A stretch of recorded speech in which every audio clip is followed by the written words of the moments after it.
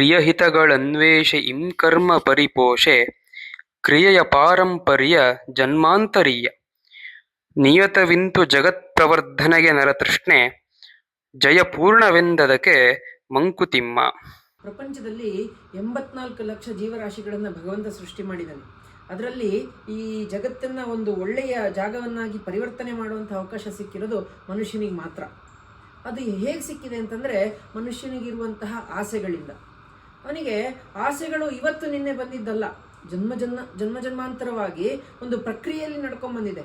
ಇದಕ್ಕೊಂದು ಒಳ್ಳೆ ಉದಾಹರಣೆ ಏನು ಅಂತಂದರೆ, ಅವನು 2 ಕಲ್ಲನ್ನು ಉಜ್ತಾ ಇರ್ತಾನೆ, ಕಿಡಿ ಹತ್ಕೊಂಡು ಬೆಂಕಿ ಕಂಡುಹಿಡಿತಾನೆ. ಬೆಂಕಿ ಕಂಡುಹಿಡಿದ ತಕ್ಷಣ ಆಹಾರವನ್ನು ಬೇಯಿಸ್ಕೊಂಡು ತಿನ್ಬೋದು, ಇನ್ನೂ ಆರೋಗ್ಯಕರವಾಗಿರುತ್ತೆ ಅನ್ನೋದು ಗೊತ್ತಾಗುತ್ತೆ ಅವನಿಗೆ. ಇನ್ನು ಸಾಮಾನನ್ನು ಒಂದು ಜಾಗದಿಂದ ಇನ್ನೊಂದು ಜಾಗಕ್ಕೆ ತೊಗೊಂಡು ಹೋಗಬೇಕು ಅಂತಂದರೆ ಹೇಳ್ಕೊಂಡು ಹೋಗೋದು, ತಳ್ಕೊಂಡು ಹೋಗೋದು, ಇದನ್ನು ಮಾಡ್ತಾ ಇದ್ದ. ಯಾವಾಗ ಚಕ್ರ ಕಂಡುಹಿಡ್ದ ನಾವು ಗಾಡಿಗಳನ್ನು ಮಾಡ್ಕೊಳ್ಬೋದು ಅಂತ ಹೇಳಿ ಗೊತ್ತಾಯ್ತು ಅವನಿಗೆ. He made is life more comfortable ಅಲ್ವಾ.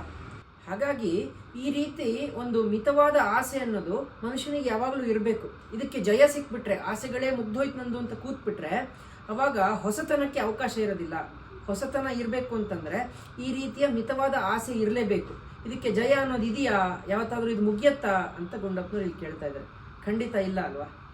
ನಮಸ್ಕಾರಗಳು.